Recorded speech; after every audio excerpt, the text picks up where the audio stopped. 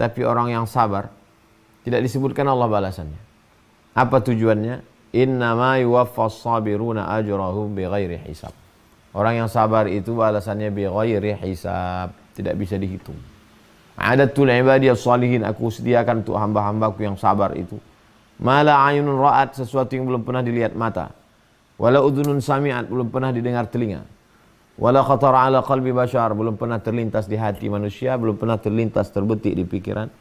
Itulah balasan yang diberikan Allah Subhanahu wa ta'ala. Bismillahirrahmanirrahim. Assalamualaikum warahmatullahi wabarakatuh. Alhamdulillah wassalatu wassalamu ala Rasulillah Sayyidina wa maulana Muhammad ibni Abdullah wa ala alihi wa sahbihi wa man tabi'ahu wa mawalah. Tema yang kita bahas malam ini adalah hikmah di balik musibah. A'udzubillahi minasyaitonirrajim. Dalam surat At-Taubah ayat 51. Qul, katakanlah ya Muhammad sallallahu alaihi wasallam. Kalau ayat itu diturunkan untuk Nabi Muhammad sallallahu alaihi wasallam, juga untuk umat Nabi Muhammad sallallahu alaihi wasallam. Bacalah Al-Qur'an itu seakan-akan dia diturunkan kepada kita. Qul, katakanlah wahai Abdul Somad. Kalau saya yang membacanya. Qul, katakanlah, lan yusibana illa ma kataballahu lana. Tidak ada satupun musibah yang menimpa kecuali sudah dituliskan di Lauhil Mahfuz. Ini keyakinan dalam hati setiap mukmin. Apapun yang menimpa dirinya, qul, katakanlah, lan. Kalau la tidak, kalau lan tidak akan, sekali-kali tidak. Qul, katakanlah, lan yusibana, tidak ada satupun yang menimpa musibah illa ma kataballahu lana, kecuali sudah ditetapkan Allah Subhanahu wa ta'ala. Makna ketetapan sudah dituliskan di Lauhil Mahfuz. Qul, katakanlah, lan yusibana illa ma kataballahu lana huwa maulana. Yang bisa menolong kita hanya Allah Subhanahu wa ta'ala. Maulana, ya maulana, engkau yang menolong kami, penolong kami. Anta maulana wa 'alallahi falyatawakkalul mu'minun. Hanya kepada Allah sajalah orang-orang yang beriman itu bertawakal. Ada 5 pelajaran dari ayat surat At-Taubah 51 ini. Yang pertama, qul, katakanlah. Bahwa ini bukan ucapan Nabi Muhammad SAW. Ini dari Allah, ditujukan kepada Nabi Muhammad SAW. Nabi Muhammad menyampaikannya kepada kita. Katakanlah kepada engkau yang rumahnya terbakar. Katakanlah wahai engkau yang kena tsunami. Katakanlah kepada engkau wahai orang yang kena gempa bumi. Lan yusibana, tidak ada satupun musibah yang menimpa kita. Bahwa memang takdir hidup ini ada musibah.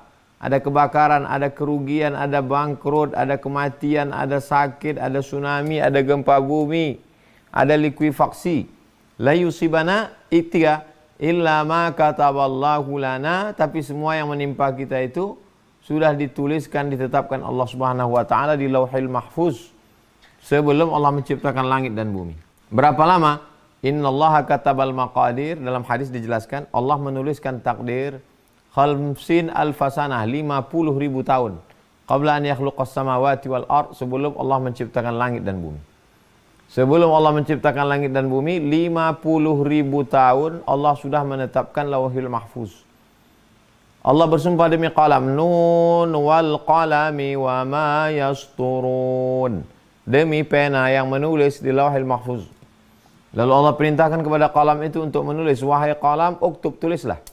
Maka qalam pun menulis bahwa ada yang namanya musibah.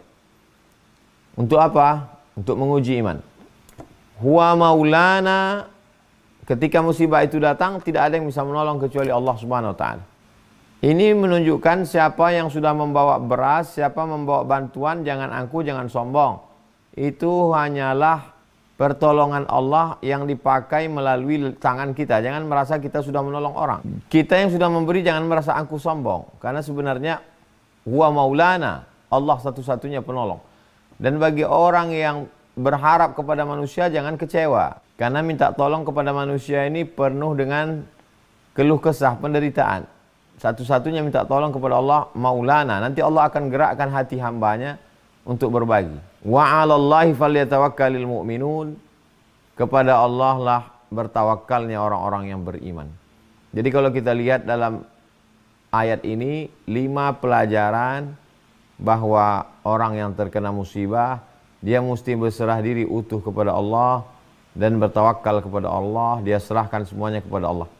Kalau kita begitu tawakalnya kepada pilot pesawat, menyerahkan segala urusan kepada pilot, kita tak tahu bahwa pilot itu na'udzubillah oknum pilot sakau, pakai narkoba. Kita tawakal kepada pilot. Kenapa ketika kita naik pesawat itu begitu tenang, adem, ayam, tentram? Kita tak tahu pilot itu siapa. Kenapa kita ragu tentang hidup? Padahal maha pilot yang mengatur segala alam semesta adalah Allah Subhanahu wa ta'ala. Al-Mudabbir, dia yang maha mengatur. Kenapa kita ragu? Kenapa kita cemas? Kalau ada orang cemas lalu kemudian bertanya kepada pilot, kamu siapa? Sudah berapa kali terbang? Meragukan pilot, berarti meragukan maskapai penerbangan. Bagaimana dengan orang yang ada ragu dalam hatinya? Berarti dia meragukan Allah. Maka dikatakan wa 'alallahi falyatawakkalul mu'minun. Orang-orang yang betul-betul beriman, percaya, maka kepada Allah saja dia bertawakal. Dia lepasnya semua kepada Allah Subhanahu wa taala. Berikutnya dalam surat Al-Hadid ayat 22. Ma asaba min musibatin, segala musibah yang terjadi fil ardi pada dirimu, bangkrut, sakit, mati. Ma asaba min musibatin fil ardi, segala musibah yang terjadi di atas permukaan bumi, kering kerontang, hujan tidak turun, banjir bandang, tsunami, gempa bumi, likuifaksi, wala fi anfusikum, semua yang terjadi pada dirimu, sakit, demam, batuk, jantung koroner.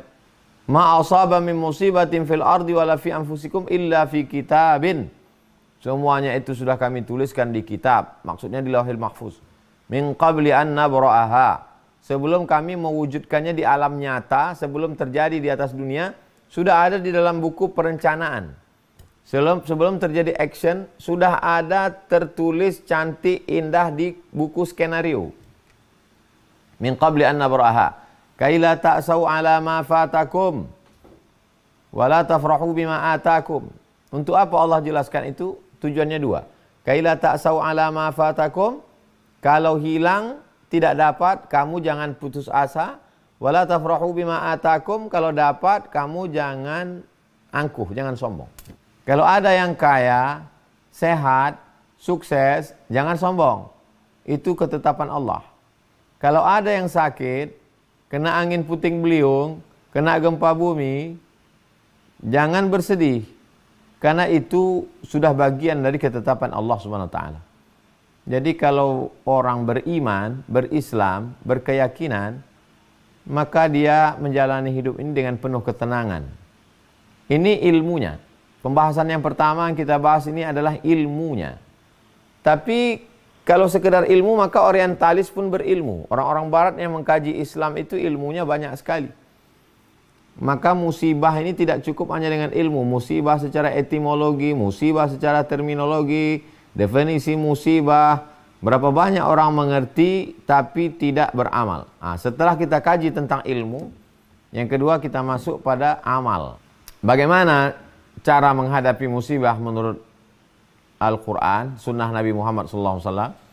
Ya ayyuhalladzina amanu, hai orang yang percaya, ista'inu, minta tolonglah kepada Allah, bis-sabri was-salah.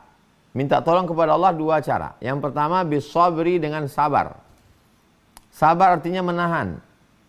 Yang ditahan itu ada tiga. Yang pertama tahan pikiran, karena sesungguhnya yang paling menyiksa manusia ini adalah pikiran. Makanya orang yang tidak ingin berpikir banyak, dia pakai sabu-sabu, dia pakai narkoba, dia hisap ganja. Supaya pikirannya berhenti, stop. How you can stop your mind? Bagaimana engkau memberhentikan pikiran? Dalam Islam pikiran tak boleh berhenti. Orang makan obat tidur biar supaya berhenti berpikir. Orang pakai narkoba supaya berhenti berpikir. Dalam Islam pikiran tidak boleh dihentikan. Dia hanya boleh dialihkan untuk memikirkan yang lain. Memikirkan bahwa ini datang dari Allah, memikirkan ini ujian Allah. Pikiran ditahan. Pikiran jelek, pikiran jahat, kenapa aku yang kena, kenapa negeri kami, kenapa kampung kami, itu ditahan. Dialihkan kepada yang lain. Yang kedua adalah hati. Hati ditahan untuk bersedih. Kenapa mesti bersedih? Ada Allah Ta'ala, Allah Maha Besar. Yang kedua lisan mesti ditahan. Lisan tidak boleh sumpah serapah. Kenapa aku sudah sholat, kampung kami sudah meramaikan masjid, kenapa kami ya Allah? Kenapa bukan kota besar? Kenapa bukan Amerika? Kenapa bukan Eropa? Kenapa bukan? Tahan. Tahan pikiran, tahan mulut, tahan hati. Air mata tidak bisa ditahan. Makanya ketika anak Nabi SAW namanya Ibrahim dari Maria Al-Qibtiyah meninggal umur 18 bulan, air mata Nabi meleleh. Sahabat bertanya, "Ama tarda ya Rasulullah, apakah engkau tidak ridha menerima takdir ini ya Rasulullah?" Kata Nabi SAW, "Aku ridha. Hanya saja ini air mata kasih sayang." Jadi kalau ada saudara kita yang terkena musibah, dia menangis, maka sesungguhnya tangisan itu adalah sesuatu yang tak bisa ditahan. Yang tak boleh itu meratap. Kalau sampai dari mulut, kenapa aku, kenapa kami, kenapa. Selama pikiran bisa ditahan, mulut bisa ditahan, hati bisa ditahan, air mata meleleh, bagian dari ekspresi, ungkapan. Ya ayyuhalladzina amanu, hai orang percaya, ista'inu, minta tolonglah kepada Allah bisabri, dengan sabar. Yang kedua wassalah, salat. Salat maknanya secara umum doa. Salat secara khusus adalah salat. Jadi walaupun sedang menghadapi kesulitan, tetap salat, jangan sampai tinggal. Kita paham mungkin sajadahnya hilang, mungkin bajunya hilang. Secukupnya, la yukallifullahu nafsan illa wus'aha. Allah tidak membebani hambanya lebih daripada kemampuannya. Salat di atas terpal, salat di atas rumput sah. Ujian ini berat, angkat tangan. Allahu Akbar. Allahu Akbar kabira. Engkau maha besar. Walhamdulillahi katsira. Segala puji, semua puja-puji milikmu. Wa subhanallahi bukratan wa asila. Segala puji bagimu. Maha suci engkau pagi, petang, siang dan malam. Wajjahtu wajhiya, aku hadapkan wajahku lilladzi fataras samawati, kepada engkau yang menciptakan langit dan bumi. Hanifan, aku condong kepada kebenaran. Musliman, aku berserah diri kepada engkau, aku tak punya daya, aku tak punya upaya. Wa ma ana minal musyrikin, aku tidak mengharapkan manusia, aku tidak mempersekutukan engkau dengan apapun. Inna salati, salatku, wa nusuki, ibadahku, wa mahyaya wa mamati, hidupku matiku lillahi rabbil alamin, la syarika lahu, tiada tempat meminta, tiada tempat minta ampun, tiada tempat mohon kecuali engkau ya Allah. Wa bidzalika umirtu, aku diperintahkan Allah untuk melakukan itu. Wa ana minal muslimin, aku termasuk orang muslim yang berserah diri kepada Allah Subhanahu wa taala. Betul-betul dinikmati salat itu ketika sujud. Subhana rabbiyal a'la, maha suci engkau yang maha tinggi, segala sesuatu ada yang kau inginkan. Jadi yang pertama adalah menahan, tahan kepala, hati, pikiran, tahan lisan. Yang kedua adalah salat. Makna salat memang salat subuh, zuhur, asar, maghrib, isya, duha, tahajud, witir, qabliyah, ba'diyah. Yang ketiga salat artinya doa. Banyak-banyak berdoa kepada Allah Subhanahu wa taala. Ada orang yang tidak berdoa, hanya bertasbih saja, tapi sesungguhnya di dalam tasbihnya itu juga adalah doa. Makanya ketika Nabi Yunus ditelan oleh ikan, dia hanya bertasbih, la ilaha illa anta subhanaka inni kuntu minadh zalimin. La ilaha illa anta subhanaka inni kuntu minadh zalimin. Fi dhulumat, dalam 3 kegelapan. Gelapnya laut, gelapnya perut ikan, gelapnya tengah malam. Dilepaskan Allah Subhanahu wa taala dari ujian itu. Begitu juga kalau kita baca Nabi Ibrahim alaihissalam diuji dengan berbagai macam ujian, meminta kepada Allah. Lalu kemudian kata Allah kepada api, ya nar, wahai api, kuni bardan, jadilah engkau sejuk, wasalaman, selamat, ala Ibrahim, bagi Nabi Ibrahim. Nabi Ibrahim keluar dengan selamat. Begitu juga ketika nabi-nabi yang begitu dalam kesulitan mereka, Allah menguji iman itu al-amsal fal-amsal. Ya Rasulullah, ayun nasi asyaddu balaan, siapa orang yang paling keras ujian hidupnya? Al-anbiya, para nabi-nabi dan rasul. Al-amsal fal-amsal. Setelah itu di bawah terus. Semakin kuat keimanan, semakin kuat pula ujian. Ini ilmunya sudah kita bahas. Lalu kemudian amalnya sudah kita bahas. Lalu kemudian apa hikmah yang diinginkan Allah di balik semua itu? Di balik semua itu ada ujian yang belum diberikan Allah. Ada orang diuji kakinya untuk ke masjid, lulus. Diuji tangannya untuk bersedekah mengusap kepala anak yatim, lulus. Diuji mulutnya, lisannya untuk membaca Al-Quran malam Jumat, baca tahajud, malam surat Al-Kahfi, tiap malam baca surat Yasin, lulus. Diuji kepalanya untuk berfikir, lulus. Diuji telinganya untuk mendengar tausiah, lulus. Tapi ada satu ujian yang belum. Ujian kesabaran. Innama yuwaffas sabiruna ajrahum bighairi hisab. Orang yang sabar itu ujiannya berat, diberikan Allah balasannya bighairi hisab. Tidak bisa dihisab, tidak bisa dihitung. Itulah yang dijanjikan Allah untuk mereka yang sabar. Dalam kitab Ar-Risalah Al-Qushairiyah dikatakan, aku tahu kapan Allah ridha kepadaku. Bagaimana engkau tahu Allah ridha kepadamu? Ketika aku ridha menerima takdir ketetapan Allah. Ketika kita ridha menerimanya, disitulah Allah meridhai kita. Level yang paling tinggi adalah yang disebut as-sabiqunal awwalun. Orang-orang yang dulu masuk Islam. Minal muhajirin. Sahabat Nabi dari kalangan muhajirin yang pindah dari Makkah ke Madinah. Wal ansar. Orang ansar yang ada di Madinah menolong, membantu Rasulullah SAW. Mereka itu kata Allah radhiyallahu anhum. Mereka itu diridhai Allah subhanahu wa ta'ala. Kita setiap subuh berkata minta ridha, raditu billahi rabba wa bil islami dina wa bi muhammadin nabiyya wa rasula. Tapi belum tentu kita diridhai Allah. Maka ada orang yang diridhai Allah. Siapa itu? Orang yang sabar ketika diuji oleh Allah subhanahu wa ta'ala. Ketika diuji Allah sabar. Ahasiban nasu ayusraku ayyaqulu amanna. Apakah manusia itu menyangka dia dibiarkan saja begitu saja mengatakan kami beriman? Wahum la yuftanun, padahal mereka belum diuji. Ketika kita berani mengatakan aku beriman, asyhadu an la ilaha illallah wa asyhadu anna muhammadar rasulullah, maka saat itu kita sedang diuji Allah subhanahu wa ta'ala. Ada sesuatu yang diinginkan Allah. Kita disuruh bersedekah karena mau diinginkan balasannya. Mathalul ladzina yunfiquna amwalahum fi sabilillah kamathali habbah. Orang yang bersedekah seperti menanam satu biji, ambatat sab'a sanabil, tumbuh 7 cabang. Wa fi kulli sumbulatin mi'atu habbah, dalam satu bulir satu cabang ada 100. Allah suruh kita bangun masjid karena dia mau ngasih. Man bana masjidan bana mithlahu baitan fil jannah. Siapa yang bangun masjid, dibangunkan Allah satu tempat di surga. Ada perintah namanya haji, wal hajjul mabrur laisa lahu jazaa illal jannah. Haji yang mabrur tak ada balasannya kecuali surga. Tapi orang yang sabar tidak disebutkan Allah balasannya. Apa tujuannya? Innama yuwaffas sabiruna ajrahum bighairi hisab. Orang yang sabar itu balasannya bighairi hisab, tidak bisa dihitung. Adatul ibadiyas salihin, aku sediakan untuk hamba-hambaku yang sabar itu. Mala ayunun ra'at, sesuatu yang belum pernah dilihat mata. Wala udhunun sami'at, belum pernah didengar telinga. Wala khatara ala qalbi bashar, belum pernah terlintas di hati manusia, belum pernah terlintas terbetik di pikiran. Itulah balasan yang diberikan Allah Subhanahu wa ta'ala. Tapi di samping semua itu, musibah juga menjadi perenungan tadabbur. Karena ada ayat lain mengatakan wattaqu fitnatan la tusibanna alladhina zalamu minkum khassah. Takutlah kamu ketika azab itu datang, dia tidak menimpa orang yang zalim, pelaku dosa saja. Jadi kalau ada orang mengatakan yang mabuk saya, yang berzina saya, yang minum khamar saya, yang pakai sabu saya, apa urusan kamu? Rumah-rumah saya, uang-uang saya. Memang betul. Uang-uang kamu, dosa-dosa kamu, yang mabuk kamu, di rumah kamu. Tapi kalau azab Allah itu datang, saya kena juga. Karena ayatnya umum. Wattaqu, takutlah kamu fitnatan, azab, la tusibanna allazina zalamu minkum khassah. Kalau dia datang, dia tidak menimpa yang jahat saja.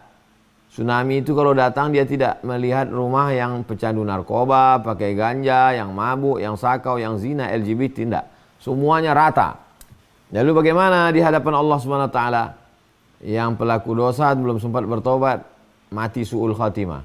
Orang yang pelaku amal soleh sempat bertobat, maka dia, kalau dia kena penyakit wabah, al-mawtunu syahid. Tenggelam juga syahid, tertimpa reruntuhan juga syahid. Dengan syarat dia orang baik, berniat baik, mencari nafkah, terkena, maka sesungguhnya ada balasan yang disiapkan Allah Subhanahu wa ta'ala. Di samping musibah ini ada hikmah-hikmah, tapi ada juga satu peringatan. La ta'murunna bil ma'ruf, ajak orang buat baik, wa la tanhauna 'anil munkar, larang orang buat munkar. La yushikanna ayab'atsallahu 'alaikum 'iqaban. Dikhawatirkan Allah menurunkan hukuman. Tsumma tad'unahu, lalu kamu angkat tangan minta kepada Allah. Fala yustajabu lakum, doa kamu tak dikabulkan. Doa tidak dikabulkan karena tidak melakukan amar ma'ruf nahi mungkar. Ada orang yang buat maksiat, diam. Ada orang yang berzina, diam. Ada orang yang makan riba, diam. Orang yang tidak melakukan amar ma'ruf nahi mungkar, maka sesungguhnya dia dikhawatirkan ketika azab itu turun, summa tad'unahu, lalu kamu berdoa, fala yustajabu lakum, doa kamu tak dikabulkan Allah Subhanahu wa ta'ala. Kuntum khaira ummah, kamu umat yang paling baik. Ta'muruna bil ma'ruf, ajak orang berbuat baik, wa la tanhauna 'anil munkar, larang orang berbuat munkar. Kalau tidak kita lakukan nahi munkar ini, la yushikanna ayyab'atsallahu 'alaikum iqaban, dikhawatirkan Allah mengirimkan hukuman. Ketika hukuman itu datang, summa tad'unahu, lalu kamu angkat tangan berdoa, ya Rab, angkat. Fala yustajabu lakum, doa kamu tak dikabulkan Allah Subhanahu wa ta'ala. Jadi ini memang introspeksi diri juga buat kita bersama.